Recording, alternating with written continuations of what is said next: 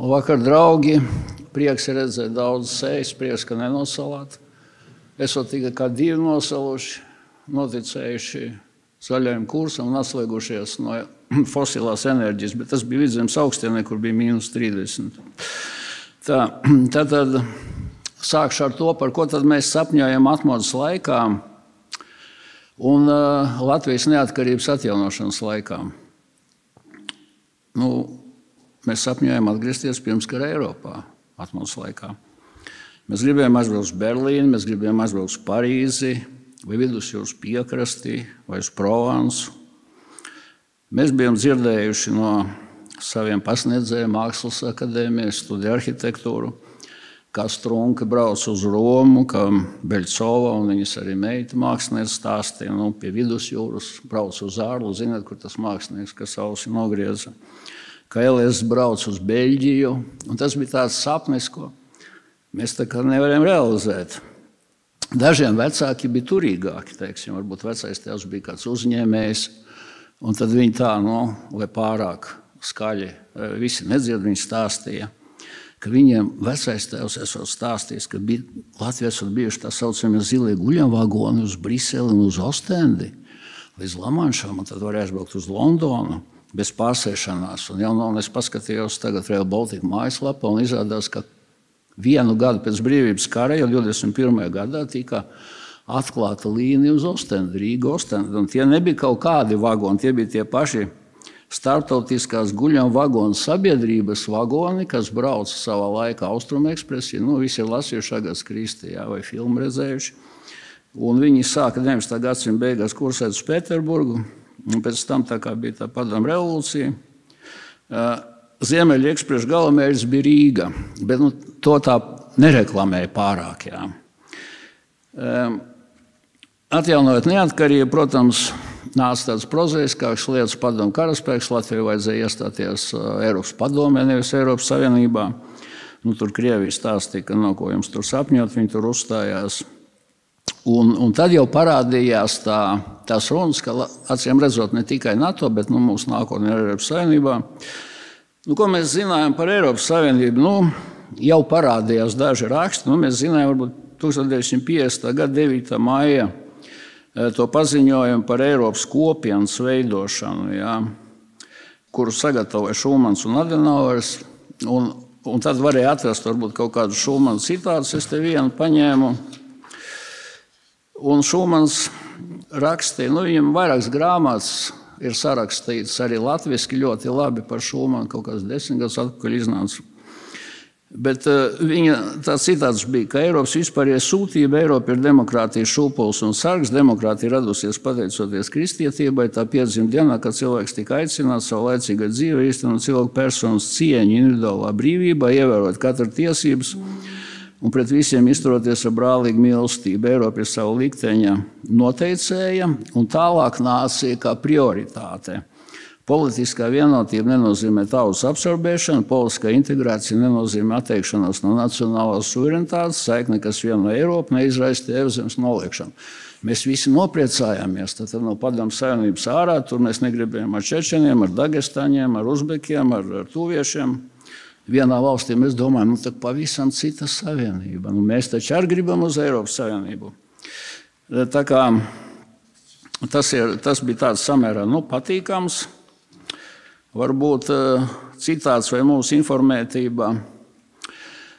Un šodien es gribu parunāt, vai tiešām Eiropas Savienība ir attaisnojusi mūsu cerības.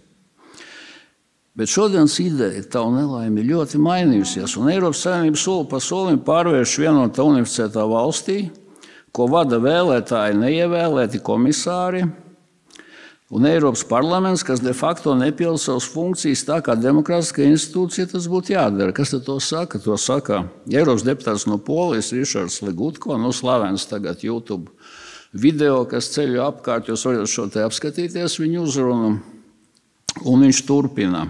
Legutko pārstāv Eiropas konservatīvu un reformistu grupu. Viņš uzsver, ka Eiropas parlaments ir nodarījis milzīgu kaitējumu, uzskatot, ka pārstāv Eiropas kopīgo demosu, jeb tautu, bet faktiski ir pārvērties par balsošanas mehānismu, uzspiežot tā saukto Eiropas projektu, kas ir 6 miljoniem vēlētāju. Eiropas parlaments faktiski ir dzinējspēks kreiso idejām, kas ar niknu neiecietību vēršas pret citādi domājošiem. Turklāt tas pārkāpj dalībvalstu suverenitāti, piemēram, piespriež sankcijas konkrētām Eiropas dalībvalstīm, tas izvērties masīvas birokrātijas, centralizējušas sistēmas izveidē, kas pārsniedz savus pilnvarus bez vēlētāju mandāta. Varbūt Legutko kungs ir maldījies, ka Eiropas parlaments uzspiež vai Eiropas komisija uzspiež svešu projektu Eiropas Savienības vēlētājiem un pilsoņiem. Netērēšu laiku, te ļoti labi iepriekšēji runātāji daudz ko pastāstīja par Eiropas politiskām partijām. Es vienkārši tā ātri mēģināju apskatīties, kā tad mēs nonācām no Šūmana idejas šīs pirmās līdz šodienai, kādā veidā. Ja? Bet tad es sapratu, ka mēs pat varētu taisīt 2 šādas konferences, un mēs laikam neizņemtu visu to, runājot par katru gadu, kad tika pieņems kaut kāds līgums. Tad 1952. gadā stājās spēkā šis Eiropas ogļu un tērauda. Šī Eiropas ogļu un tērauda apvienība 1958. gadā Romas līgums, tur jau papildināja ar Eiropas ekonomisko kopienu, Eiropas atomu. 67. gadā Briseles līgums nodibināja Eiropas komisiju un Eiropas Savienības padomi. 87. gadā Luksemburga vienotais akts, jā, tur jau balsošana, kvalificētā balsošana, vairākums, katru gadu kaut kādas detaļas. Un tad blaukš 1993. gads, Māstrihtas līgums, tiek izveidota Eiropas Savienība, sabrūk sociālismu nometne tajā laikā, un vecās valsts, sanāk vīri, ziniet, kā vēl tajā laikā vēl bija aristokrāti daži dzīvi, jā, un Šumans jau arī, Šumans jau nelietoja, bet Adenauers arī tāpat kā Čerčils, cigārs, konjaks, jā, ko tad darīsim ar tiem austrumniekiem, kas tagad, vesels bars izsaukuši cilvēki, jā. Ko mēs ar viņiem darīsim? Nevar jau neņemt Eiropas Savienībā. Ja? Un atrisinājums nāca Kopenhāgenes kritēriju veidā. Tātad Kopenhāgenes kritēriji viņi tika izveidoti Eiropas padomes sēdē apspriesti 1993. gadā, un viņi tika apstiprināti Madrides padomes sēdē 1995. gadā. Kopenhāgenes kritēriji bija faktiski izdomāti, lai kaut kādu drusciņu atstumtu, ja? Tās Eiropas Savienības jaunās ēst gribējušās, bet uz Provence braukošās, teiksim, tautu tās grupas. Tagad mēs sakām, ka mēs varētu Ukrainu uzreiz uzņemt un tā, bet tad izdomāja 3 lietas. Stabilas iestādes ir vajadzīgas, kas garantē demokrātiju, tiesiskumu, cilvēktiesības, minoritāšu tiesības. Jūs zināt, kādas minoritāšu tiesības, vai ne? Funkcionējošā tirgus ekonomikā, kas iztur konkurences spiedienu. Parādiet, kas ir izturējis konkurences spiedienu. 3.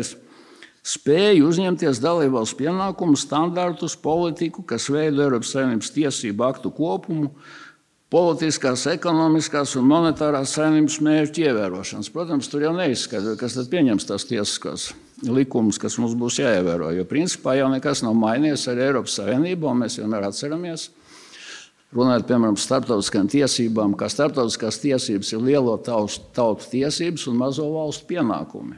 Ja, un nekas tur būtiski arī nemainās. Latvija 1995. gadā uzrakstījām pieteikumu, 2002. gadā kopā ar 9 valstīm pabeidzām iestāšanas sarunas, un tavu laimi 2007. gada 1. maijā kļuvām dalībvalsts. Un gāja tīri labi. Mums sāka plūst nauda, jūs atceraties? Ekonomika no 2004. līdz 2008. gadam attīstījās bezmaz 10% gadā, ja, šāvās tā kā raķete. 2007. gadā pievienojamies Schengens līgumam, un 2014. gadā pievienojamies Eirozonai. Tikko ar milzīgu pompu nosvinējām 10 gadus kopš iestāšanās Eirozonā. Plusi milzīgi, ja. Man ļoti pārsteidza, ka tikai viens ekonomists, es viņu nocitēšu, izteica savu viedokli. Tika intervēti pārsvarā vai eiro birokrāti vai banķieri. Un viņi teica, milzīga laime. Saprotiet, naudas maiņa. Ja jūs taču varat tagad ceļot, jums taču nav nauda jāmaina. Vai tad nebija vērts stāties? Un es tā padomāju, kur tad tie latvieši brauc, izrādās ASV, Šveice, Lielbritānija, Polija, Dānija, Zviedrija, Ungārija, Čehija, un pats ar Poliju nevar izbēgt. Un kaut kā jāmaina. Un neviens neatsakās no tās naudas maiņas. Brauc kā trēkoši tam valstīm. Ja? Es nemaz nerunāju par Turcijas un Eģiptes kurortiem. Ja? Labi. vai ir problēmas, vai ir investīcijas. Un tad parādās tāds uzņēmējs Ošlais un saka, bet ko jūs priecājaties? Iestāšanās Eirozonā pirmais bija Latvijas konkurences spējas strauji kritums, otrais aizmirstiet sapni par rūpniecības attīstību, ko varēja izdarīt tikai savā veidā, ar savu valūtu, aizsargājot savu iekšējo tirgu. Pie tā drusciņ vēlāk. Tātad neizjūtam grūtības nekādas ar eiro, bet ko izjūt vienkāršajā iedzīvotāji, ko izjūt mazie uzņēmēji un ko izjūt lauksaimnieki. Vairāk nekā 200,000 darbspējīgo cilvēku pārelināšana uz Eiropas vecajām valstīm, kas notika pievienoties Schengens līgumam laikā, kad pastāv milzīga ienākuma atšķirība, laikam ir smagākais trieciens mūsu valstī pēc zaudējuma Otrajā pasaules karā un pēc komunistu īstenotiem deportācijām. Padomā, 200,000 darbspējīgu cilvēku. Otrs sitiens mūsu tautai bija Latvijai uzspiesta ekonomiskā šoka terapija ar strauju privatizāciju, kā rezultātā ārzemnieku rokās nonāca labākie nekustami īpašumi, mums taču viņi nav vajadzīgi. Rīgā, Jūrmalā, Liepājā un vesels tautsaimniecības nozares tādas kā pārtikas rūpniecība, mazumtirdzniecība, banku sektors, priekš kā mums banķieri. Lauksaimniecības zemi un mežu uzpirkšana neierobežot maksimāli pieļaujamās platības ārzemniekiem radīja strauju cenu celšanos, kas vairākumam vietēji iedzīvotāji padarīja neiespējami pat vidēji lielumu nekustamu īpašumu iegādi Rīgas centrā Jūrmalā. Jebkādi mēģinājumi no Nacionālo konservatīvo partiju puses ierobežot vai mīkstināt šoka terapijas un tirgus neredzamās rokas sastrādātās sekas negūs Saeimas vairākumu atbalstu. Pievienošanās Eirozonai likvidē Latvijas iespēju ietekmēt savu saimniecisko attīstību ar monetārās politikas palīdzību, kā to veiksmīgi dara Poļi vai Zviedri. Latvijas bankas un mazumtirdzniecības ķēdes, nonākot ārzemnieku rokās, izveidoja oligopoliju tirdzniecības veidu, kur neliels skaits īpašnieku vienojas par pakalpojumu cenu, ko uzspiež pircējiem, apējot konkurenci. Ceļu bezkalnību demonstrē ārvalstu banku īpašnieku, uzspiežot augstākos kredītprocentus Eiropas Savienībā un maksājot viszemākos procentus noguldītājiem. Kredītlikmi celšana sagrauj mazo un vidēju uzņēmējdarbību, bet viņi tiek pamatot ar Eiribor likmu celšanu, noklusējot, ka Latvijas bankām nauda nav jāizņems Eiropas centrālajai bankai, ja Latvijas iedzīvotāji noguldījumi pārsniedz izsniegtos kredīta apjomus. Mēs, starp citu, esam vienīgā tāda valsts. Eiropas Savienības saimniecisko nespēju īstenot nepārdomāt kreiso fantazētā idejas vispilgtāk nodemonstrē nesena enerģētikas krīze.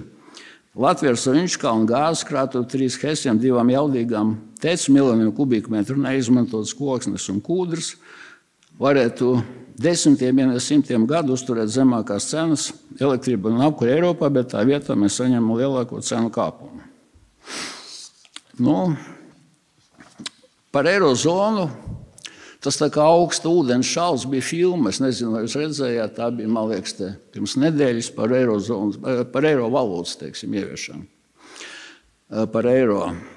Filma bija ļoti interesanta, un tur stāstīja kaut ko pavisam citu.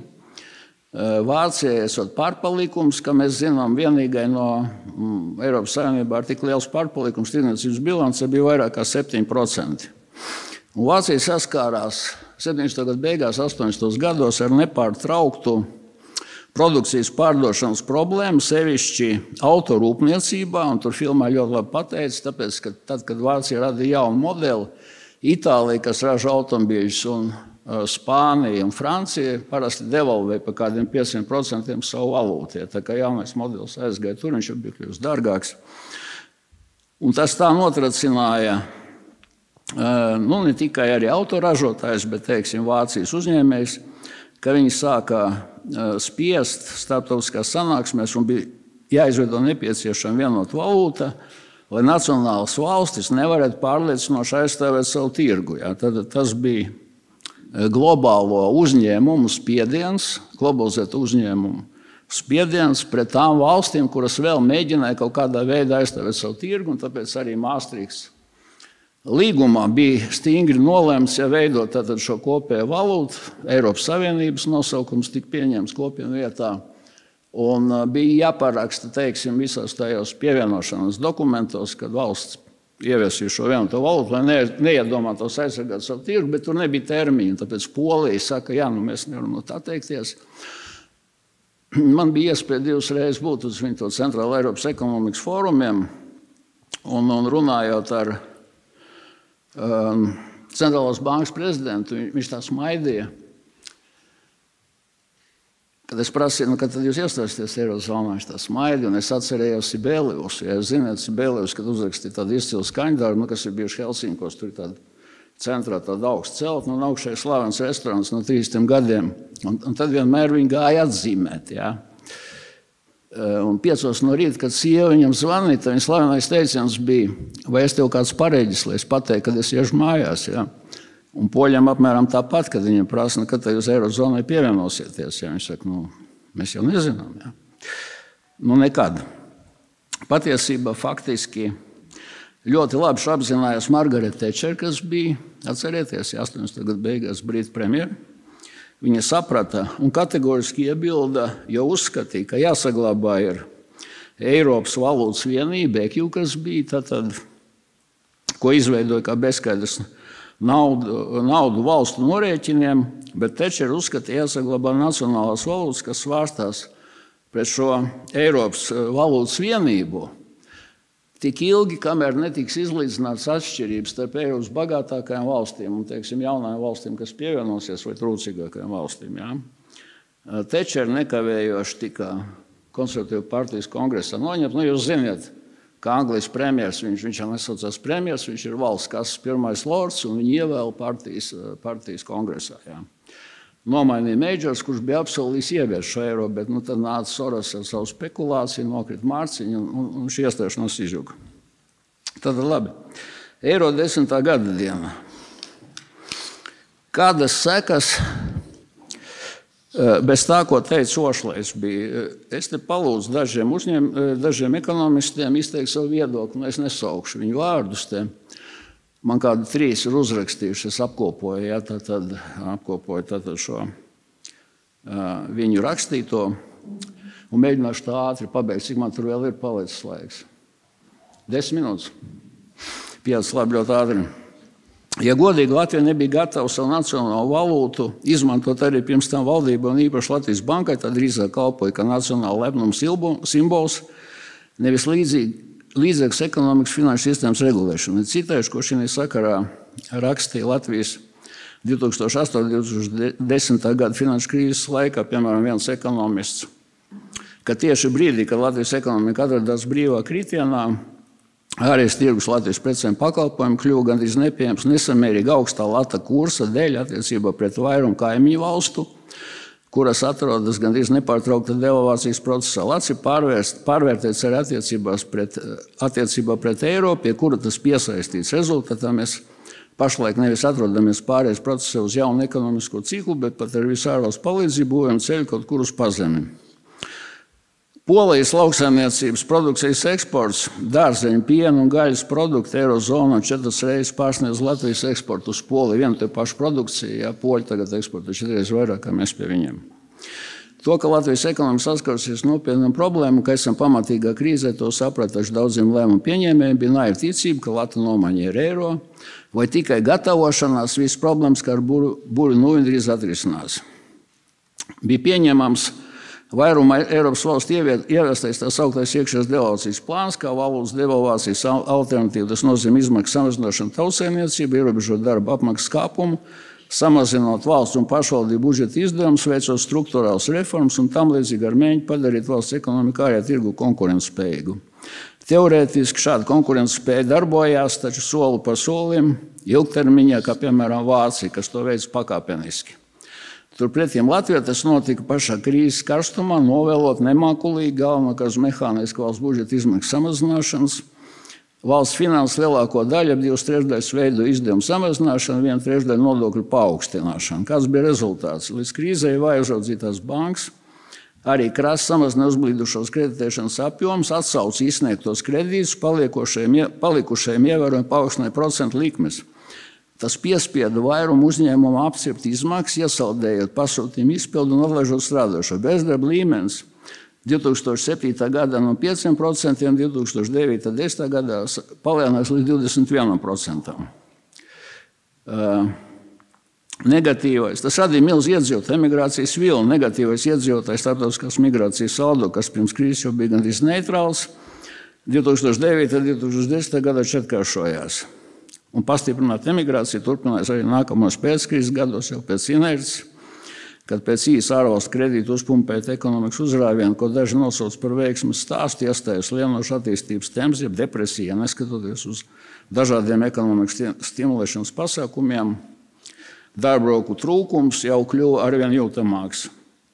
Tā Latvijas gadījumā sasteigtā vāja organizētā devalvācija nodarīja lielāku ļaunumu nekā būtu devalvēs Lats, kā to ar savu nacionālo valūtu veica Lielbritānija, Zviedrija, Ungārija un Polija. Un tagad daži vārdi par zaļo kursu. Pieņēmums, ka ogleklis rada atmosfērā siltumnīcas efektu, un tā rezultātā līdz 2030. gadam mums jāsamazina oglekļa izmeši, oglekļskābās gāzes izmeši par 55%, ir atstājis diezgan jūtams sekas arī uz Eiropas Savienības ekonomiku, ne tikai uz Latviju. Eiropas Savienība iešauja sev kājā. 2023. gadā Indijas ekonomika attīstījās apmēram par 7%, pēc Starptautiskā valūtas fonda aprēķiniem Ķīna par 5%, Amerika starp 2,5 un 3%, Eiropas Savienība necik, vai Vācija, piemēram, mīnus 0,6%. Vai 0,4% no oglekļskābās gāzes var radīt klimata izmaiņas. Tas ir procenti, ja neko neizsaka, tas ir 4 molekulas no 10 000. Lai spriež katrs, tomēr Latvijas universitātē pirms 10 gadiem Ojārs Aboltiņš sarakstīja grāmatu par globālo sasilšanu, un viņš to ļoti apšauba. Es nolasīšu. Tātad viņš saka, materiāli par pēdējiem 40,000 gadu, kas iegūt no ledus urbumiem Grenlandes segledājā, liecina, ka šajā laikā daudzkārt līdz 11-12 reizēm notikuši īslaicīgi temperatūras kāpumi par 7 grādiem, nevis par 1,5 kā tagad, ko mēs gribam ierobežot. Temperatūras palielināšanās notika krasni ilgāk par 20 gadiem, pēc tam tā lēnā tempā, apmēram 20 gadu periodu atkal pazeminājās. Dažreiz šīs svārstības bija ievērojams 12-13 grādu apmērā. Līdzīgi rakstura dati pieejami arī ledus ēdeņu izpētē, kas iegūt no vairākiem urbumiem Antarktīdā. Nu labi, tagad varbūt savādāk. Tagad ir tāda organizācija Klintel, tas ir klimata izmeklēšana, kur vesela rinda starptautiski pazīstamu zinātnieki, 2 Nobelprēmijas laureāti ir parakstējuši, ka tas viss ir pilnīgs blēņas, ka cilvēks nekādi nevar ietekmēt šo te klimatu. Es nolasīšu tikai vienu. 2022. gadā Nobelprēmiju kvantu mehānikā saņēma Džons Klauzers. Tad viens Klauzers citāts. Populārais stāsts par klimatu pārmaiņām atspoguļo bīstamu zinātnes sagrozīšanu, kas apdraud pasaules ekonomiku un miljardiem cilvēku labklājību. Kļūdaina klimata zinātne ir pārtopusi par masveidu šokējošu žurnālistiku pseidozinātni. Savukārt pseidozinātne ir kļuvusi par grēkājas, kas tiek izmantot, lai izskaidrotu dažas citas nesaistītas problēmas. To ir veicinājuši un izplatījuši līdzīgi maldīgi uzņēmēju darbības mārketinga aģenti, politiķi, žurnālisti, valdības aģentūras un vidas aizstāvji. Manuprāt, īstas klimata krīzes nav tomēr reāla problēma, kas saistīta ar pienācīgu dzīves līmeņa nodrošināšanu, lieliem pasaules iedzīvotāju skaitam un ar to saistīta enerģētikas krīze. Pēdējā nevajadzīgi sāsina, manuprāt, kļūdainā klimata zinātne. Ķīna un Indija katru nedēļu uzceļ pa vairākām ogļu elektrostacijām, bet Latvija un Eiropas Savienība šauj sev kājās. Mūsu piemrindnieks vara ministrs Briselē pirms 2 gadiem vienpersonīgi parakstīja apņemšanos, ka Latvija līdz 2030. gadam atteiksies no kūdras, pat no dārzkopības kūdras, ne jau no apkursa. Par kaut kādiem drusciņi vairāk par 150 miljoniem kompensāciju, neskatoties uz to, ka mūsu kūdras eksports jau šoreiz pārsniedz 250 miljonus gadā. Eiropas Savienība 2035. gadā grib atteikties no iekšzemes dzinējiem, bet nespēja konkurēt ar Ķīnas elektroautomobīļiem, atlaižot 10 000 strādnieku un izraisa ekonomisko recesiju visā Eiropā. Tiek ieviesti sodi par nespēju pāriet uz atjaunojumiem resursiem, no mums gaida kvotu tirdzniecība, sadales tīklu sadārdzināšanās, atomelektrostācijas mēs necelsim, noklāsim zemi ar vēja parkiem un jūru ar attiecīgi 300 metru augstiem stabiem. Un beidzu, pēdējais, tātad rietumvērtības, ja tur varētu taisīt veselu konferenci, bet vienkārši, kur beidzas Eiropas Savienība, Šumana citāts, visa Eiropas valsts veidojas kristīgā civilizācija, tā ir Eiropas dvēsele, kas jāiedzīvo no jauna. Visi šīs valsts ir aicinātas pievienoties Eiropas kopienai. Tāda tautu kopība, kāda ir Eiropas Savienībā, tiek veidota starp valstīm, kas iesakņojas vienā un tā pašai civilizācijā. Tieši šī pamatvalsts var brīvi apvienoties. Tautu kopienas matrīca var būt tikai viena un tā pati civilizācija. Ja kopienai būs iecerē, kurā sajauktu tautas no dažādām civilizācijām, tad mērķis paliks tikai ekonomisks. Tas ir piepildījies. Savukārt Gijs Verhofstadts saka, tas bija kādreiz Alde grupas vadītājs, liberāļi bijušais Beļģijas premjerministrs, Eiropas komisijas prezidenta amata kandidāts. Viņa citāts tāds: Eiropa, kas sastāv no nācijām, ir pagātnes relikts. Tā ir Eiropa, kas nav spējīga risināt problēmas. Tā ir Eiropa, kas nespēj spēlēt nozīmīgu lomu multipolārajā pasaulē 21. gadsimtā. Nākotnes Eiropa un Eiropas Savienība būs postnacionāla vai neeksistēs nemaz. Mana cīņa Eiropa bez tautībām. Savukārt praktiskais ideālisms Rihards Nikolais Kudenhovs Kalergi, un zināt, ka Eiropas parlamentā ir divas zāles, gan Šumanam, gan arī Kalergi zāli ir, jā. Viņš saka, jau runājam par citas civilizācijas pārstāvjiem imigrāciju, to es arī beidzu. Tāls nākotnes cilvēks būs jauktenis. Šodienas rases un kastes kritīs par upuri augošai telpas, laiku un aizspriedumu pārvarēšanai. Eirāzijas negroīdā nākotnes masa būs līdzīga senēģiptiešiem un tautu daudzveidība tiks aizvietot ar personu daudzveidību. Un no kurienes tad nāk šie neģeri? Ne no Āfrikas gluži, bet paskatījās kandidātu valsts. Albānija, Bosnija, Hercegovina, Ziemeļmaķedonija, Grūzija, Moldova, Melnkalne, Serbija, Turcija, Ukraina. Tātad 2,5 Albānijas. Albānija un Kosova, tās ir Albānijas islāma valsts un Ziemeļmaķedonija. Ja? Labi. 4,5 islāma valsts kopā. Jo arī Turcija, Bosnija, Hercegovina. Vai mēs varam mainīt kaut ko ietekmēt? Te bija iepriekšējais referāts par partijām, acīmredzot, kaut ko jau var ietekmēt. Bet kvalificētu balsu vairākumu, ko starp citu, ka neizdevās pieņemt Eiropas parlamentu, ja, tad izdomāja tādu aizvietotāju, kas bija, man liekas, Lisabonas līgums bija, ka 55% vairākums padomē, tas no 27 valstīm, tas būtu 15 valstis. Ja, ja 15 valstu vadītāji varētu ierosināt, mainīt jebkuru tiesisko aktu, bet viena nelaime, tur jābūt šajās valstīs 15, valstīs jābūt 5% iedzīvotājiem. Tā kā Eiropai 450 gandrīz miljoni, mums nekas neizdevās ar šo referendumu pret Stambulas, ne pret notariāta grozījumiem un likumiem, ja, tad dabūt 65% no 450 miljoniem būs grūti. Bet jācīnās. Paldies par uzmanību. Cik atomodas mums ir vajadzīgas, lai mēs beidzot pieceltos? Laiks celties!